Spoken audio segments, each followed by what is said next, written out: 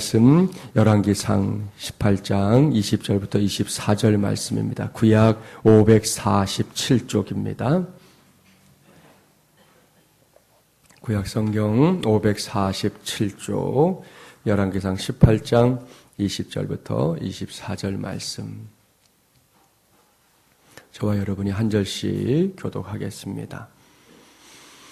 20절 말씀 제가 먼저 봉독합니다. 아합이 이에 이스라엘의 모든 자손에게로 사람을 보내 선지자들을 갈멜산으로 모으니라.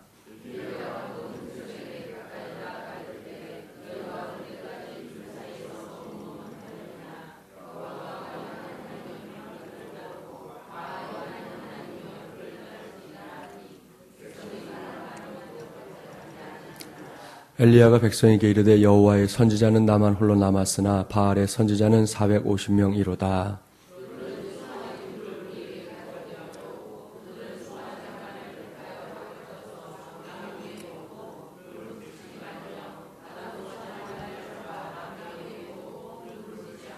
함께 봉독합니다. 너희는 너희 신의 이름을 부르라. 나는 여호와의 이름을 부르리니 이에 불로 응답하시는 신 그가 하나님이니라. 백성이 다 대답하되 그 말이 옳도다 하니라. 아멘. 서로 축복하겠습니다. 당신은 영적 대각성 운동의 선봉장입니다. 존경심을 회복합시다. 할렐루야. 오늘은 제7차 특세 23번째 시간입니다. 오늘은 하나님이냐 바알이냐라는 제목으로 하나님의 말씀을 전하도록 하겠습니다. 오늘은 먼저 본문 말씀을 살펴보도록 하겠습니다. 이 말씀이 어떤 말씀인지 알고 있는 사람들도 많을 겁니다. 배경은 이 북왕국 이스라엘입니다. 당시 왕은 우리에게 익숙한 아합이라는 사람이었지요. 아합은 정략 결혼을 위해 이세벨이라는 이방 여인을 여왕으로 맞이합니다. 그런데 이것이 북왕국을 망치는 길이 되고 말았습니다. 왠지 아시죠? 여호와 하나님을 섬기는 이스라엘 안에 이세벨 여왕이 이제 어려서부터 섬기던 이 우상들이 들어오게 되었기 때문입니다. 하나님께서 우상 숭배를 어떻게 생각하는지는 다 알 겁니다. 매우 싫어하십니다. 십계명을 통해서도 강력하게 경고한 것 중에 하나가 바로 이 우상 숭배 아닙니까? 그렇게 하나님께서 싫어하시고 또 그것은 하나님의 백성다움이 아니라고 하셨음에도 불구하고 북이스라엘은 곳곳에 우상을 세웁니다. 우상의 선지자들도 대거 세웠습니다. 그 숫자가 어느 정도였느냐? 농경의 신으로 불리던 바알 선지자만 450명, 그리고 바알의 부인이라 불린 아세라 우상의 선지자는 400명이었습니다. 이 정도나 되니 하나님께서 가만히 있을 리가 없습니다. 하나님께서는 엘리야 선지자를 자신의 사자로 세워서 아합 왕과 온 이스라엘 백성에게 앞으로 그 땅에 비가 한 방울도 오지 않는 기근이 심판으로 찾아올 것이다 말씀하셨습니다. 그렇게 흐른 세월이 무려 3년하고도 이제 6개월입니다. 그렇게 긴 시간 동안 비가 한 방울도 오지 않았으니 그 땅의 형편이 어땠을지 짐작을 해보십시오. 이 기가 막힐 상황들이 연출되고 있었을 겁니다. 정말이지 죽지 못해 사는 간신히 연명하는 것이 당시의 상황이었습니다. 그런 가운데 하나님께서 다시 엘리야 선지자를 보내십니다. 엘리야를 통해 갈멜산 위에서 이 대대적인 영적 전투를 치르게 하셨지요. 그 전투의 내용은 이 제단 위에 송아지 한 마리를 잡아 제물로 올려놓고 그 제단에 불을 붙이는 신이 진짜 신으로, 그 신이 진짜 신이라는 것으로 인정하는 그런 싸움이었습니다. 오늘 주신 말씀에서 조금만 거슬러 올라가 보면 바알 선지자 450명이 그 제단에 불을 붙여보겠다고 생 난리를 다 부립니다. 바알이여라고 애타게 부르짖는가 하면 자신들이 정해놓은 이 종교적인 의식에 따라서 자기들의 몸에 이 자해를 하기까지 했습니다. 그러나 바알이 이러한 그들의 요구에 반응할 수 있겠습니까? 그까지 조각상이 그들을 위해 해줄 수 있는 것이 과연 무엇이겠습니까? 아무것도 없습니다. 그저 잠잠한 침묵만이 있을 뿐이었습니다.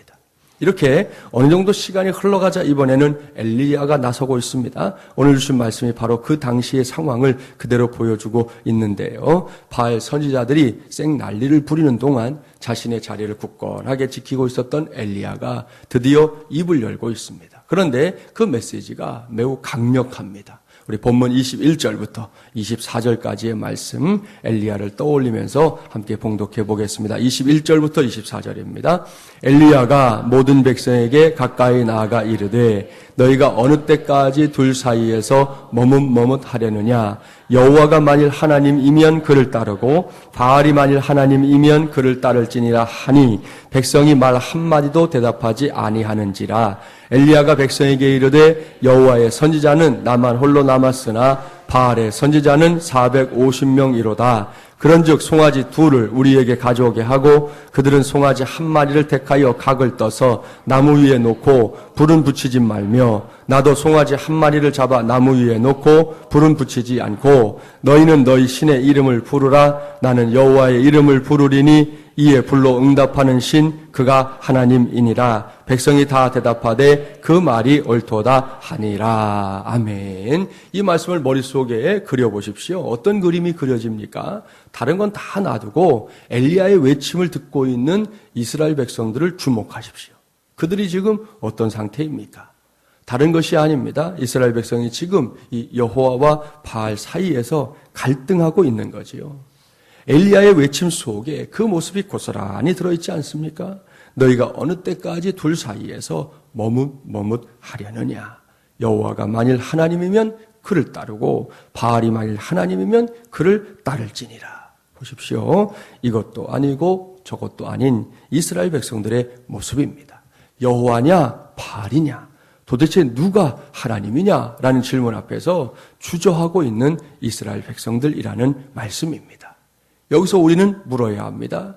오래전부터 있었던 이 하나님의 강력한 경고에도 불구하고 이스라엘 백성들을 떠날 수 없게 하는 강한 바알의 매력은 도대체 무엇인가?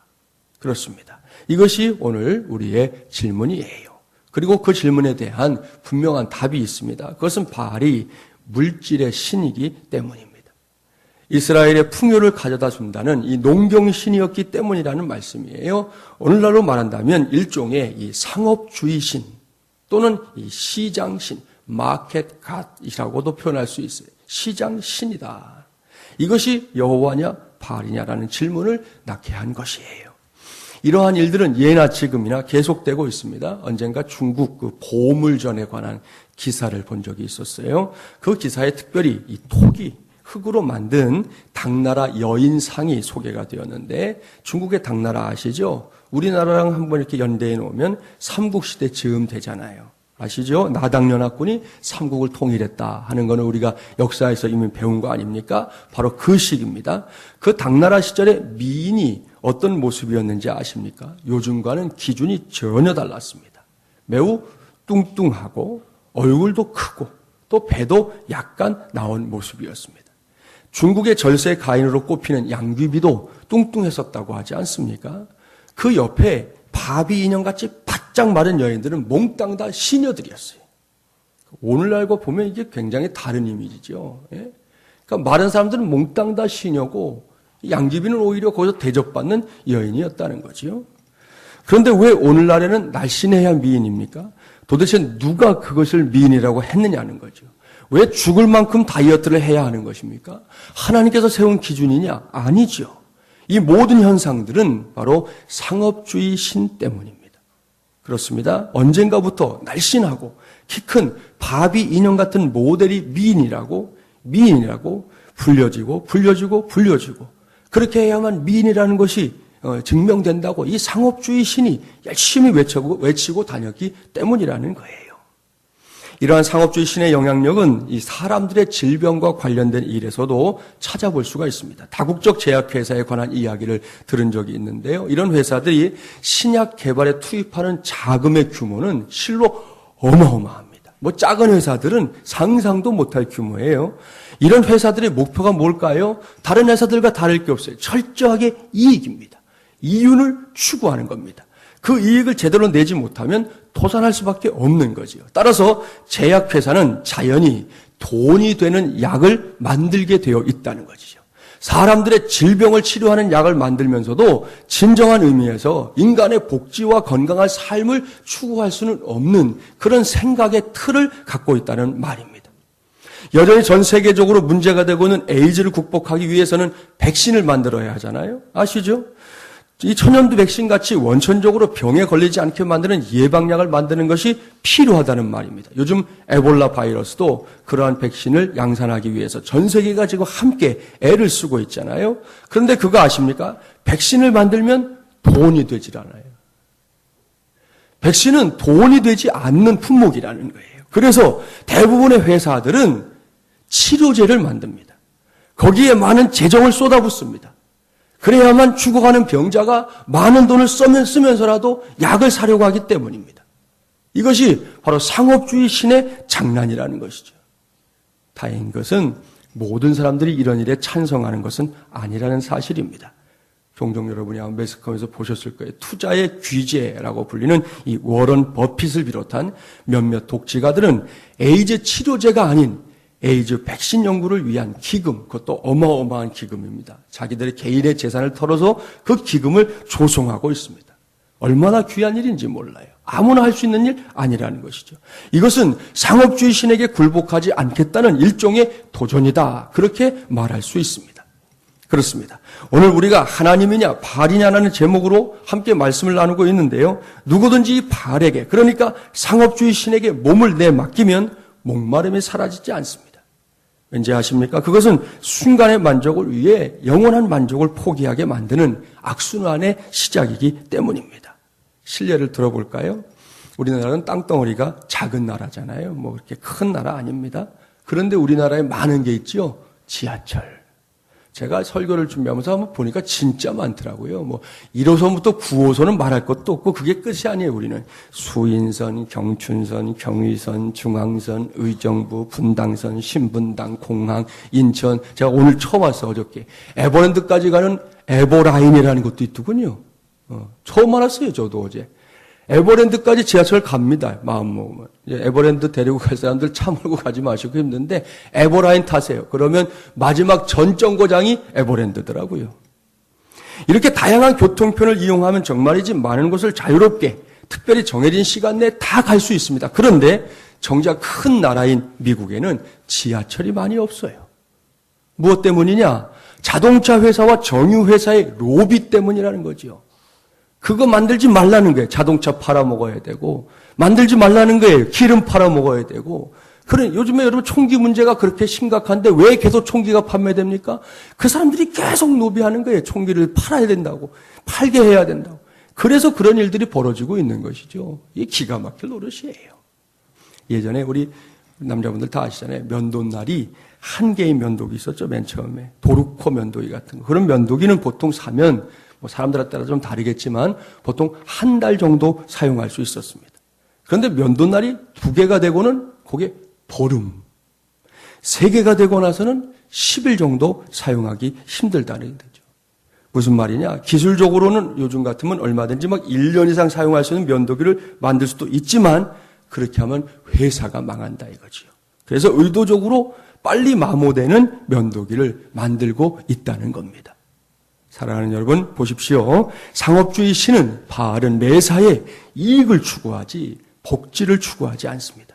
이것이 현실이기 때문에 수많은 사람들이, 수많은 나라들이 상업주의 신의 외침에 마음을 빼앗기고 있습니다. 보다 높은 가치에 속하는 일들이 있음에도 불구하고 그런 일은 아예 관심조차 두지 않습니다. 사람들을 셀 때에도 한 사람, 두 사람 이렇게 세는 게 아니에요. 하나에 얼마, 둘에 얼마 이렇게 세고 있는 것이죠. 이 모든 현상들은 세월호 사건을 비롯해서 이번에 일어났던 성남시 공연장 사건에 이르기까지 많은 곳에서 확인될 수 있습니다. 이번에 대통령도 나서서 말했지만 군수무기 산업 쪽에서는 아예 이 눈먼 돈들이 갈 바를 알지 못하고 있을 정도입니다. 이러한 세태가 최근에는 이제 교회 안으로까지 그 세력을 뻗치고 있습니다. 마땅히 하나님만이 영광 받으셔야 할 곳이 교회인데 교회 안에서 바알이 상업주의 신이 판을 치는 경우들이 왕왕 보고되고 있다는 것이 현실이에요. 제가 요즘 제일 속상해하는 것은 멀쩡하게 지어진 교회들이 이단에게 건물을 팔아버리는 일입니다. 지난번 전교연 수련회 때 우리 이광현 장로님이 살고 있는 아파트 앞에 지어진 교회가 이단에게 교회를 팔아넘긴 이야기를 하면서 제가 막 분통을 터뜨렸잖아요. 그런데 이 기름역으로 가는 길에 몇 해 전에 세워진 반석교회라는 교회가 있었는데 이 교회도 이단인 하나님의 교회의 건물을 팔아버렸더군요. 제가 그 앞을 지나다가 보고는 기가 막혔어요. 오죽하면 제가 그 앞에 차를 세우고는 계속해서 쳐다보고 있었어요. 이 정신 나간 사람들이 이게 지금 무슨 짓을 하고 있는 거냐 도대체. 이게 무슨 짓을 정말 벌이고 있는 것인지 알 수가 없는 거예요. 그게 목사가 할 일이냐는 거죠. 그게 성도들이 할 일이냐는 거죠. 도대체 무슨 생각을 하고 있는 거냐는 거죠. 죄송하지만 그들은 하나님이냐 바알이냐라는 질문 앞에서 주저하지 않고 바알을 선택한 것이죠. 한 푼 더 주는 것에 마음을 두고 그것에 다 모든 걸 내어 맡기는 그런 사람들이 되고 만 것이라는 거예요. 정말이지 이렇게밖에 말할 수밖에 없습니다. 따라서 우리 모두 정신 바짝 차려야 합니다. 앞으로도 이러한 도전은 더 거세게 다가올지 모릅니다. 사람들이 죽을 만큼 좋아하는 것이 돈인 이상 바알의 독주는 상업주의 신의 전횡을 막기는 쉽지 않을 겁니다. 그래서 정신 차려야 한다는 말씀이에요. 사랑하는 새벽용사 여러분, 저와 여러분의 선택은 분명해야 합니다. 분명합니다. 우리는 하나님의 편에 서야 할 줄 믿습니다. 세상에 그 어떤 상업주의 신의 외침과 속삭임, 꼬드김이 있어도 우리는 반드시 하나님의 편에 서는 하나님의 종들이 되기를 주님의 이름으로 축복합니다. 그곳에서 엘리야처럼 쓰임받게 되기를 바랍니다. 그곳에서 하나님의 영광을 위해 쓰임받게 되기를 바랍니다. 잊지 마십시오. 은도 내 것이요, 금도 내 것이요 라고 말씀하신 분은 오직 우리 하나님밖에 없어요. 착각하지 말자고요. 은금이 우리를 이끌어갈 수 있는 신이 아니라는 거예요. 하나님은 이미 성경을 통해서 은도 내 것이다. 금도 내 것이다. 천하만물이 내 것이다. 말씀했으니까 우리는 그 하나님을 하나님으로 믿는 사람답게 우리의 삶에 할 수 있는 한 바른 결정과 판단으로 이 상업주의 신과의 싸움에서 꼭 승리하는 우리 모두가 되기를 바랍니다. 저와 여러분은 이 문제에 있어서만큼 이 이스라엘 백성들처럼 주저하는 일이 없기를 바랍니다. 기꺼이 하나님의 편에서 자신의 인생을 세워가는 것은 물론이고 하나님 나라를 세상 한복판에서 확실하게 세워나가는 저와 여러분이 되기를 주님의 이름으로 간절히 축원합니다.